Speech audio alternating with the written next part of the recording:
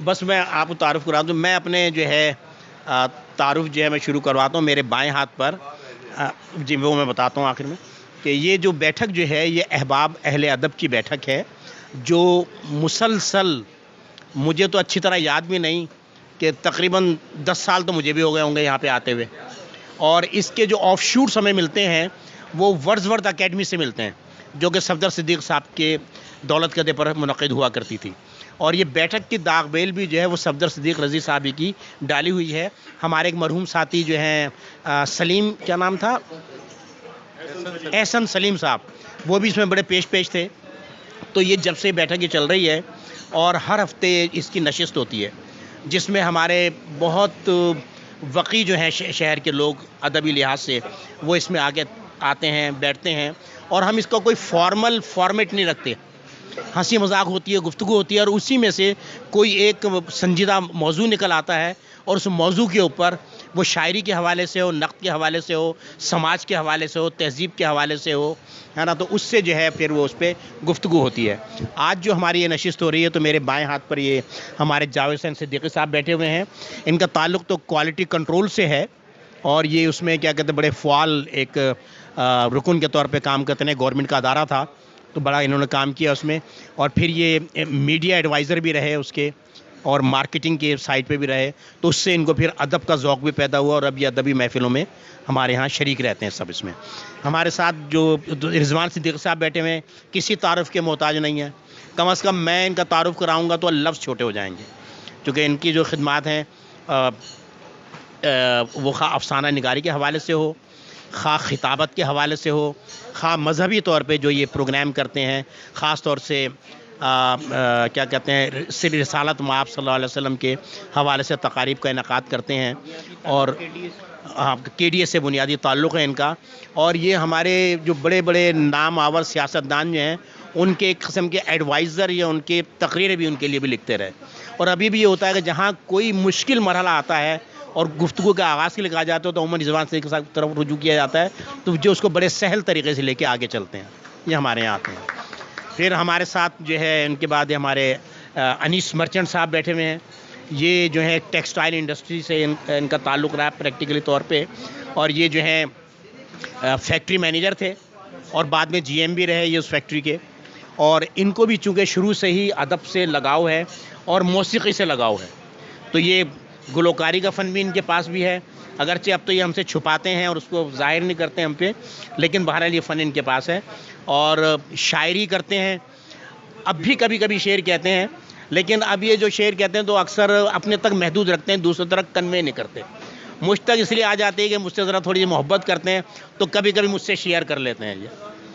اس کے بعد ہمارے راشد عزیز صاحب بیٹھے ہوئے ہیں. راشد صاحب بھی کسی تعارف کے محتاج نہیں ہیں. سینئر جو ہمارے اس وقت جو سینئر ترین صحافیوں کی جو صف ہے اس میں کیا کہتے ہیں راشد عزیز صاحب کا شمار ہوتا ہے. اور یہ ابھی پچھلے سال تک جو ہے راشد عزیز صاحب کراچی پریس کلب جو ہے اس کی جو ایسوسیشن ہے نا، اس کے مسلسل میں سے تیسری اپنے کتنی مرتبہ یہ 6ٹھی مرتبہ اس کے چیئرمین بھی رہے، یہ ہے نا، صدر رہے اس کے. اور اب جو ہے یہ کیا کہتے ہیں دوسرے وہاں پہ صدر ہیں اس کو. لیکن بہرحال ان سے لوگ مشورہ کرتے ہیں اور بہت سارے صحافی جو اس وقت آپ کو نظر آئیں گے وہ ان کے تربیت یافتہ ہیں. خود ہم نے دیکھا ہے کہ بڑے بڑے سینئر صحافی جن کو ہم سمجھتے ہیں کہ یہ بہت سینئر ہیں، ہم نے آتے ہی دیکھا ہے کہ وہ راج صاحب کو راج صاحب آپ سے تو ہم نے سیکھا ہے نا. اور سب سے ایک بڑی کوالٹی یہ ہے کہ راشد صاحب کو انگریزی ادب، اردو ادب، پنجابی ادب، اس کی طویل نظمیں ان کو زبانی یاد ہیں، اشعار ان کو یاد ہیں. ان کو یہ بھی یاد ہوگا کہ فرض ابن انشا نے جو یہ نظم لکھی ہے تو یہ کون سے شاعر کی نظم جو ہے اس سے متاثر ہو کے لکھی ہے انہوں نے، یا منیر نیازی کی جو نظم ہے وہ کس شاعر سے متاثر تھی انگریزی کے، اور کس نے اس کو ہبہو اٹھایا ہے، کس نے اس میں اپنی تخلیق صلاحیت ذریعے اس کو اس میں تبدیلی کی انہوں نے. ہاں، اور فلسفہ تو ان کا کیا کہتے ہیں محبوب سبجیکٹ ہے چونکہ انہوں نے جو ماسٹر جو ہے وہ فلسفے میں ہی کیا ہے انہوں نے. تو ان کی نظر بھی جو ہے وہ تہذیب، فلسفے اور ادب کے لحاظ سے بڑی گہری. خاص طور سے ادب میں جو ہے ان کا ایک کام یہ تھا کہ انہوں نے غالب اور میر کے جو یکساں موضوع کے جو اشعار جو تھے ہے نا، ان کا تقابلی مطالعہ انہوں نے بہت گہرائی کے ساتھ کیا ہے انہوں نے. اور اسپورٹس میں ہے، خاص طور سے انٹرنیشنلی انہوں نے کوریج کی ہے کرکٹ کے حوالے سے. اور جو بڑے بڑے نامی گرامی کرکٹر ہیں، ہے نا، ان کے بارے میں جتنی ڈیٹیلز اور نازک باتیں ان کے پاس ہیں وہ اتنے کم لوگوں کے پاس ہوں گی.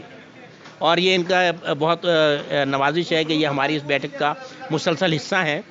ہمارے ڈاکٹر شاداب احسانی جو ہیں، انہوں نے جب اپنا پاکستانی بیانیہ کا موضوع شروع کیا تو راشد عزیز صاحب نے سب سے پہلے پریس کلب کے اندر ان کی تقاریب بھی کروائی انہوں نے. تو اس لحاظ سے بڑے فعال ہیں، دوستوں کے دوست ہیں، اور لوگوں کے جو ہے معاونت بھی کرتے رہتے ہیں. ان کے بعد ہمارے صفدر صدیق رضی صاحب یہاں پہ موجود ہیں. میں پہلے بتا چکا ہوں کہ ورزور اکیڈمی جو ہے اس کی داغ بیل انہوں نے ڈالی. بڑی باقاعدگی کے ساتھ اس سے اجلاس ہوا کرتے تھے ان کے گھر پر، اور پھر انہوں نے یہ بیٹھک کی داغ بیل ڈالی جو مسلسل، میں جیسے میں نے بتایا کہ تقریباً 10-14 سال سے تو میں اس میں شرکت کر رہا ہوں. میں دیکھ رہا ہوں ان کے ساتھ شاعری بہت منفرد کرتے ہیں.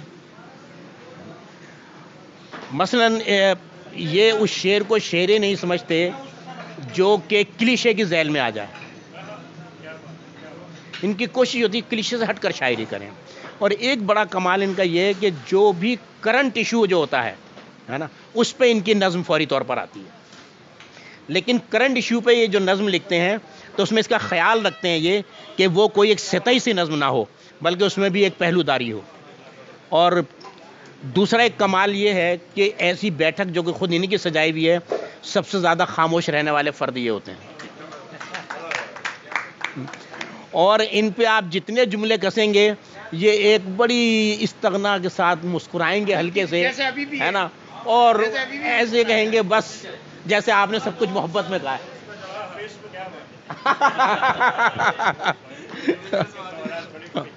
تو بہرحال ان کی شخصیت بھی بڑی محترم ہے. ہمارے ساتھی بیٹھے میں شاہد اقبال صاحب. شاہد اقبال صاحب جو ہیں یہ پروفیشنلی تو پوسٹ ہمارا جو ڈاک خانے کا جو نظام ہے نا اس کے وہاں پہ وہ چیف رہ چکے ہیں، ہیڈ پاس خان پوسٹ کے چیف کے طور پہ ریٹائر ہوئے ہیں وہاں سے یہ. اور ان کی بنیادی پہچان جو ہے وہ ہے شاعری، ہے نا، یہ اپنی شاعری سے پہچانا جاتے ہیں. اور ان کی بھی کوشش ہوتی ہے جو شاعری یہ کریں تو یہ وہ لگے بندھے موضوعات جو ہیں اس پہ جانے کے بجائے اس سے ہٹ کے اپنی الگ راہ نکالنے کی کوشش کریں. ابھی پچھلے دنوں ان کے ساتھ ایک حادثہ ہو گیا تھا جس کی وجہ سے خاصے صاحب فراش رہے اپنے گھر پر، لیکن اب انہوں نے دوبارہ یہ فعال ہوئے ہیں اور آنا انہوں نے شروع کیا ہے. تو ہم ان کے شکر گزار ہیں کہ انہوں نے دوبارہ بیٹھک کی طرف رجوع کیا ہے اور یہاں پر آ رہے ہیں. پھر ہمارے جاوید صاحب بیٹھے ہوئے ہیں. جاوید صاحب جو ہیں ان کی خصوصیت یہ ہے کہ ایک تو وکیل ہیں، لیکن جاوید صاحب کا میں یہ دیکھتا ہوں کہ یہ اپنی جو ہے بار کونسل کے حوالے سے، ادبی خدمات سے، یہ زیادہ ہمیں منظر عام پہ فعال ہمیں نظر آتے ہیں. باقی لوگوں کے کچھ اپنے اپنے خاص کارنرز ہیں وہ اس میں رہ کر اس کو چلتے ہیں. ان کی کتاب بھی آ چکی ہے جاوید صاحب کی، اور یہ جو آپ اس وقت جو کوریج دیکھ رہے ہیں تو اس میں بھی انہی کا ہاتھ ہے. یہ کہ بیٹھک تو انہوں نے ایک مثال کے طور پہ بنایا ہے تاکہ لوگوں کو معلوم ہو کہ یہاں پہ لوگ آتے ہیں اور بیٹھتے ہیں اس کو. یہ جی، تو ہم ان کے شکر گزار ہیں کہ انہوں نے آج ہم یہاں پہ کوریج کی اس کی. پھر جاوید صاحب بعد ہمارے ضیاء زیدی صاحب تشریف رکھتے ہیں. ضیاء زیدی صاحب جو ہیں ان کا بھی جو کیا کہتے ہیں شناخت ہے وہ اردو شاعری ہے. لیکن میں نے ان کا کمال یہ دیکھا ہے کہ جس طرح ہمارے ہاں شاعر جو ہیں بے چین ہوتے اپنا کلام سنانے کے لیے، میں نے ان کو کبھی بے چین نہیں پایا.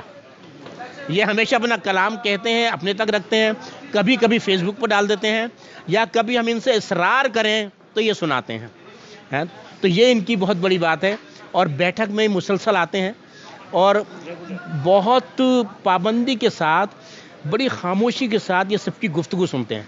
اور صرف اس وقت بولتے ہیں جب بولنا بہت ضروری ہوتا ہے کہ اس وقت لازمی بولنا چاہیے، ورنہ یہ ان کو پتہ ہے کہ کہاں بولنا اور کہاں نہیں بولنا، یہ اس کے مطابق چلتے ہیں. پھر ہمارے فہیم برنی صاحب بیٹھے میں.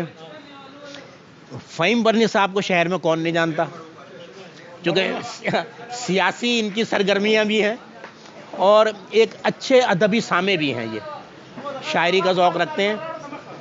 میں نے خود ان کی لکھی شاعری تو نہیں سنی تو میں نہیں کہہ سکتا شعر کہتے ہیں، لیکن بہرحال شعری ذوق ضرور رکھتے ہیں. اور خاص طور سے یہ کہ جب یہ کوئی شعر کسی کو میسیج کرتے ہیں تو واقعی لگتا ہے کہ یہ ان کے پاس ایک اعلیٰ ذوق ہے شعر کو سمجھنے کا.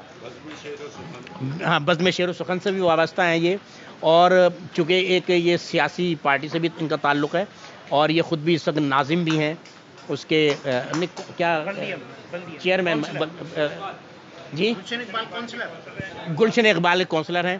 تو فلاحی کام اور جو اس طرح کے جو عوامی کام ہیں اس میں ان کی بڑی نظر رہتی ہے, اور یہ ان کونسلر میں سے ہیں جو واقعی کام کرتے ہیں, صرف نام لگا کے کونسلر بن کے نہیں بیٹھتے. تو اور گاہ بگاہ جو ادبی انجمنیں ہیں ہے نا, ان کے لیے یہ کیا کہتے ہیں ان کی ایک قسم کے سرپرستی بھی کرتے ہیں اور ان کے مددگار بھی رہتے ہیں, معاون بھی رہتے ہیں ہے نا. اور ہم جیسے لوگوں کی جن کا کوئی شمار قطار نہیں ہے ان کو عزت بھی دیتے ہیں. یہ ایک اور بڑی بات ہے ان کی. پھر ہمارے ساتھ ناصر کیا شمسی صاحب تشریف رکھتے ہیں. ناصر شمسی صاحب خود اردو ادب کا ایک بڑا نام ہے. جو اس وقت کا جو منظرنامہ ہے میں نہیں سمجھتا, جیسے تہذیبی شعور کے ساتھ تنقیدی نظر یہ رکھتے ہیں ادب کے اوپر, خصوصاً فکشن کے حوالے سے ہے نا, خواہ وہ ناول ہو خواہ وہ افسانہ ہو. میں یہ نہیں کہہ رہا شاعری پہ نہیں, شاعری پہ بھی ہے, لیکن یہ دو وہ چیزیں جو ہمارے یہاں نگلیکٹڈ ہیں, اس پہ بہت کم لوگ کام کر رہے ہیں. پورے شہر کے اندر آپ کو صرف ایک چاک فکشن نظر آئے گا, اس کے علاوہ کوئی تنظیم نظر نہیں آئے گی, ورنہ مشاعرے تو بہت سارے لوگ کروا رہے ہیں. تو ناصر شمسی صاحب کا کمال یہ ہے کہ یہ ادب کے اندر جو ہے, جیسے میں نے کہا کہ تہذیبی نقطہ نظر سے اور سماجی نقطہ نظر سے تنقیدی اپنا ایک نقطہ نظر رکھتے ہیں, اور اس سے وہ کیا کہتے ہیں اپنے خیالات کا اظہار کرتے ہیں. اور یہ زبانی کلامی نہیں کرتے, باقاعدہ آرٹیکل لکھتے ہیں. اس وقت جو اجرا جو میگزین چل رہا ہے جو احسن سلیم نے شروع کیا تھا ہے نا, اس کی ادارت بھی ناصر شمسی صاحب کے پاس موجود ہے. اور ابھی انہوں نے جو ہے ہمارے اسد صاحب جو ہیں ہے نا, ان کے اوپر ایک نمبر بھی شائع کیا انہوں نے, جو ایک بڑا وقعی کام ہے اس کے اوپر. تو ناصر شمسی صاحب خود تخلیق کار ہیں, خود بھی افسانے لکھتے ہیں, افسانوں پہ نقد بھی کرتے ہیں ہے نا. اور کیا کہتے ہیں ایک دوسری بڑی بات یہ ہے کہ جس طرح ان کا قلم اردو میں رواں ہے, ایسے ہی ان کی زبان اور ان کا قلم انگریزی میں بھی رواں ہے. تو اس کے مطابق کرتے ہیں. عموماً جب یہاں پہ ہم کوئی موضوع دیتے ہیں کہ اس موضوع پر گفتگو کی جائے تو اس کے انیشیٹ یہی کرتے ہیں عموماً. کبھی کبھی کوئی کر لیتا ہے اور, لیکن زیادہ تر انیشیٹ جو ہے ناصر شمسی صاحب اس کو کرتے ہیں. اور وہ پورا گھر سے اس پہ ایک آرٹیکل لکھ کے لے کے آئیں گے, اور پھر اس آرٹیکل کو سب کچھ سمجھتے نہیں, اس میں بہت سارے تشنا پہلو چھوڑ دیتے ہیں تاکہ لوگ گفتگو کر سکیں اس کے اوپر. یہ بھی ان کا کمال ہے. پھر ہمارے سلیم صاحب بیٹھے ہوئے ہیں ہمارے. سلیم صاحب جو ہیں یہ بھی ایک اعلیٰ ذوق رکھتے ہیں ادب کا, اور بہت اچھے سامع ہیں, اور تعلیم سے ان کا, تعلیم کے شعبے سے ان کا تعلق ہے نا. تو سامع چونکہ یہ بھی بہت کم بولتے ہیں, لیکن ناگزیر طور پہ جہاں کہیں بولنا پڑتا ہے تو وہ بات کہتے ہیں جو بات دوسرے نے نگلیکٹ کر دی ہو, یا جس بات کی تائید اشد ضروری ہو اس کے اوپر یہ ایمفسائز کرتے ہیں. پھر ہمارے ایک دوسرے ساتھی ہیں جناب کشور عدیل جعفری صاحب. میرے خیال سے جو لوگ بھی, ابھی میں ادب کی بات تو بعد میں کروں گا ہے نا, جو شوبز سے واقف ہیں انہوں نے ان کے ڈرامے بہت دیکھے ہوں گے. خصوصاً مزاحیہ ڈرامے بھی لکھتے رہے, ٹیلی ویژن کے اوپر مزاحیہ ڈرامے بھی لکھتے رہے ہیں, سنجیدہ ڈرامے بھی انہوں نے لکھے ہیں, اور بھی ان کے موضوعات کے یہ گفتگو بھی آتی ہے, یہ خود انٹرویوز بھی کرتے ہیں. اور ادب میں ان کا خصوصی نام جو ہے وہ شاعری کے حوالے سے, ان کا مجموعہ کلام بھی آ چکا ہے. پچھلے دنوں جو میں نے ان کی ایک غزل سنی تھی تو اس نے مجھے اتنا متاثر کیا تھا کہ جب یہ بیٹھک پر آئے تو میں نے اپنے تمام ساتھیوں کو مجبور کیا کہ آپ ان کی جو ہے غزل, کشور عدیل صاحب کی غزل لازمی سنیں. ان کی غزل میں تازہ پن ہوتا ہے. میں تازہ پن روایتی طور پہ نہیں کہہ رہا ہوں, مگر وہ موضوعات جن کو دوسروں نے چھوا نہیں ہوتا, یا جن کو لوگوں نے چھوا تو ہے لیکن اس پہلو سے نہیں چھوا جس پہلو سے اس کو چھوا جانا چاہیے تھا, تو وہ کشور عدیل جعفری کی یہ ایک شناخت ہے کہ اس انداز سے اس کو چھوتے ہیں اور اس کو شاعری کے پیکر میں ڈالتے ہیں ان کو. تو یہ ہمارے ساتھیوں کی رودات تھی. میرے لیے یہ بات بہت باعث عزت ہے کہ اتنے معززین اور شہر کے قابل قدر اور شہر کے معتبر اور مستند ادیب شاعر حضرات میرے یہاں تشریف لاتے ہیں, میری گزارش پہ یہاں آتے ہیں, اور مجھ پر ان کا احسان ہے کہ مسلسل تشریف لاتے ہیں. اور اس کے لیے انتظار بھی کرتے ہیں اور کبھی میری گزارش پر انکار نہیں کرتے. میرے لیے تمام حضرات جتنے بھی لوگ یہاں تشریف رکھتے ہیں باعث عزت ہیں اور میرے لیے اعزاز ہیں. میں ان کی بدولت اپنے آپ کو بہت قوی پاتا ہوں, بہت مجھے تقویت ان کی آمد سے ملتی ہے. اور ادب کے لیے ہم لوگ یہاں بیٹھ کر جو گفتگو کرتے ہیں اس میں سے بہت کچھ ہم تمام احباب کو سیکھنے کا, سمجھنے کا موقع ملتا ہے. اور اس کے علاوہ ہمارے یہاں کچھ سیاسی گفتگو پر, مذہبی گفتگو پر میری گزارش پر پابندی ہے, اس لیے کہ یہ متنازعہ, اس میں باتیں بہت سی نکل آتی ہیں جس کو ہم گریز کرتے ہیں, اعتراض کرتے ہیں اور بچتے ہیں. اسی لیے یہ محفل ایک عرصے سے قائم ہے کہ ہمارے یہاں کوئی کسی طرح کا کوئی کنٹروورشل بات نہیں ہوتی ہے اور ہم کسی سے کسی طرح کا, کسی بند سے, کسی شہر کے انجمن سے کوئی اختلاف نہیں رکھتے, کوئی ناراضگی نہیں رکھتے, کوئی رنجش نہیں رکھتے, کسی کو برا نہیں کہتے, سب کا احترام کرتے ہیں, سب کی عزت کرتے ہیں اور اس کی بدولت ہماری عزت بھی قائم ہے. اور یہ محفل 10-12 سال سے اسی لیے چل رہی ہے کہ اس میں ہمارے دلوں میں کسی کے لیے کوئی بھی کسی طرح کا غیر ضروری اور غیر اخلاقی اور کوئی اس طرح کا جذبہ نہیں ہے جسے کہ برا کہا جا سکتے. وما علینا الا البلاغ. بسم اللہ الرحمن الرحیم. میں Javed Iqbal, advocate, high court. عرصہ دراز سے مجھے شعر و شاعری کا شوق تو تھا اور کلام اپنا لکھ کے سائڈ پہ رکھ رہے تھے, تو تقریباً 2 سال سے میں نے وکلا کے اندر جو ہمارے شعراء کرام ہیں ان کو اکٹھا کرنے کی ایک کوشش کی تھی. دوستوں کو اکٹھا کیا, جیسے ابھی زید حسین جوہری صاحب فرما رہے تھے کہ ابھی 3 تنظیمیں ہیں, تو یہ اچھی بات ہے, یہ بہت اچھا سائن ہے. اگر جتنی زیادہ تنظیمیں ہوں گی اتنا زیادہ ادب کا کام ہوگا, ہر کوئی اپنے اپنے طریقے سے کام کرے گا. اور یہ بیٹھک جو ہے یہ سید شائخ شہاب کے حوالے سے میں یہاں پہ آیا, وہ مجھے لے کر آئے اور میرا خیال ہے کوئی سال ہونے کو ہے. صفدر رضی صاحب کی یہ بیٹھک جو ہے ماشاءاللہ بہت اچھی پرسکون ماحول میں ایک غیر سیاسی اور غیر مذہبی گفتگو ہوتی ہے یہاں پہ. اور میں جب یہاں پہ آنا شروع ہوا تو بہت اچھا محسوس ہوا مجھے. یہاں بولے بغیر کافی ساری چیزیں انسان سیکھ کے چلا جاتا ہے, ایسی چیزیں مل جاتی ہیں جو باہر کہیں ملتی نہیں ہیں. تو صفدر صاحب کی اہلیہ کا انتقال ہوا, کافی غم میں مبتلا تھے یہ, اور تقریباً یہ بند کر دی تھی. 3 مہینے تک یہ بیٹھک جو ہے بند رہی. پھر میں اور شائخ دونوں گھر پہ بھی حاضری دی ہم نے. صفدر صاحب کو بہت اصرار کیا کہ آپ کی ضرورت ہے, کہ آپ مطلب ہمیں آپ کی ضرورت ہے. ہم لوگ جو ہے دوبارہ سے صفدر صاحب کے پاس گئے, ان کے گھر پہ جا کے ہم نے ان سے گزارش کی. میرا 1-1.5 گھنٹہ کی نشست ہوئی, ان کے ساتھ اچھی گفتگو رہی. ہم نے ان سے گزارش کی کہ آپ واپس آئیں اور اپنی بیٹھک کو بحال کریں. اور میں سمجھتا ہوں کہ اس کی بیٹھک کی بحالی میں ہمارا بھی ایک حصہ ہے. ہم پہنچے, صفدر صاحب نے اس چیز کو آنر کیا, انہوں نے ریئلائز کیا اور ماشاءاللہ بڑی شفقت سے ریگولر میسیج کر رہے ہوتے ہیں. حالانکہ مجھے آج میسیج ملا نہیں تھا اور میں شاید آتا بھی نہیں, لیکن آج میں آیا ہوں شاہد بھائی کی وجہ سے. شاہد بھائی نے کہا جی آج میں پہنچ رہا ہوں. شاہد بھائی ماشاءاللہ بہت ہمت والے انسان ہیں. ابھی ان کا اتنا شدید ایکسیڈنٹ ہوا, اتنے آپریشن ہوئے 2-3 اوپر نیچے ان کے, لیکن اس کے باوجود بھی اتنی شارٹ ٹائم کے اندر یہ اپنے آپ کو ریکور بھی کیا. انہوں نے مختلف مشاعروں میں جا رہے ہیں اور ابھی اس نشست میں بڑی ہمت کر کے آگے. اللہ پاک ان کو صحت تندرستی دے, ہماری دعا ہے. اور میں اپنے تمام دوستوں کا بے حد مشکور ہوں جو یہاں پہ موجود ہیں. اور حالانکہ ہم نے کبھی بھی کوئی اس طرح کی کسی گفتگو میں حصہ نہیں لیا, ہم سن کے کافی کچھ سیکھ جاتے ہیں, کافی ساری چیزیں سیکھ کے چلے جاتے ہیں. اس کے لیے ہم مشکور ہیں اپنے تمام سینئرز کے.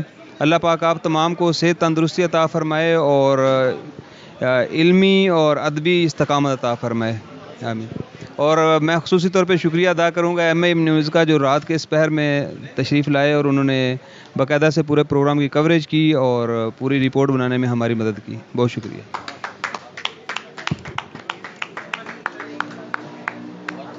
ہونٹوں سے چھو لو تم, میرا گیت امر کر دو. होठों से छू लो तुम, मेरा गीत अमर कर दो, बन जाओ मीत मेरे, मेरी प्रीत अमर कर दो। होठों से छू लो तुम, मेरा गीत अमर कर दो।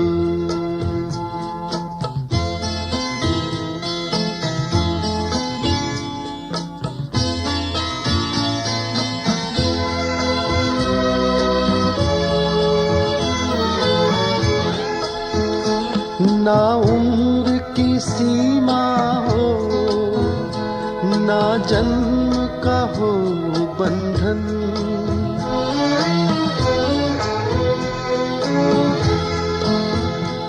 ना उम्र की सीमा हो, ना जन्म का हो बंधन। जब प्यार करे को